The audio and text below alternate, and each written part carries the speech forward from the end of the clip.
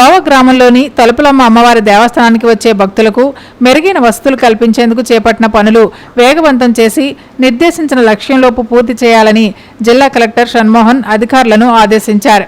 గురువారం జిల్లా కలెక్టర్ షణ్మోహన్ తుని మండలం లోవ గ్రామంలో ఉన్న శ్రీ తలుపులమ్మ అమ్మవారి దేవస్థానంలో జరుగుతున్న పనులను సంబంధిత అధికారులతో కలిసి పరిశీలించారు. ఈ సందర్భంగా జిల్లా కలెక్టర్ తలుపులమ్మ అమ్మవారి దేవస్థానం ఆలయ పరిసరాలను, రోడ్ల పనులు, విశ్రాంతి గదులు, భక్తులు వెళ్లే క్యూ లైన్లు, దర్శన మార్గం తదితర పనులను పరిశీలించి అధికారులను వివరాలు అడిగి తెలుసుకున్నారు. అనంతరం జిల్లా కలెక్టర్ షణ్మోహన్ శ్రీ తలుపులమ్మ అమ్మవారిని దర్శించుకున్నారు. సందర్భంగా జిల్లా కలెక్టర్ షణ్మోహన్ మాట్లాడుతూ లోవ గ్రామంలోని తలుపులమ్మ అమ్మవారి దర్శనానికి వచ్చే భక్తులకు మెరుగైన వసతులు కల్పించే లక్ష్యంతో వివిధ అభివృద్ధి కార్యక్రమాలు చేపట్టడం జరిగిందన్నారు.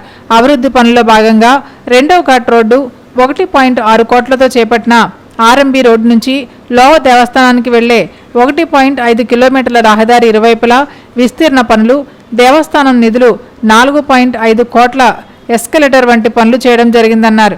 ప్రస్తుతం ఈ పనులన్నీ వివిధ దశల్లో ఉన్నాయని, ఈ అభివృద్ధి పనులన్నింటినీ సంబంధిత ఇంజనీరింగ్ అధికారులు ప్రత్యేక దృష్టి పెట్టి వేగవంతం చేయాలన్నారు. పనులను నిరంతర పర్యవేక్షణ చేస్తూ పురోగతి కనపరచాలని జిల్లా కలెక్టర్ అధికారులకు స్పష్టం చేశారు. భక్తులకు ఎటువంటి అసౌకర్యం కలిగించకుండా ఆలయంలో ప్రశాంత వాతావరణం ఉండేలా చూడాలన్నారు. ప్రధానంగా పారిశుద్ధ్య వ్యవస్థను మెరుగుపరచాలన్నారు.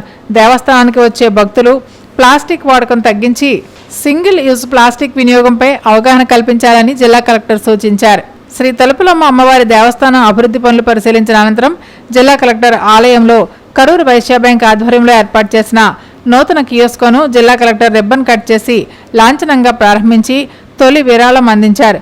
ఈ కియోస్కో ద్వారా భక్తులు దర్శనం టికెట్లు సులువుగా పొందడంతో పాటు విరాళాలు అందించవచ్చని, ఈ సదుపాయాన్ని ప్రజలు సద్వినియోగం చేసుకోవాలని జిల్లా కలెక్టర్ సందర్భంగా కోరారు.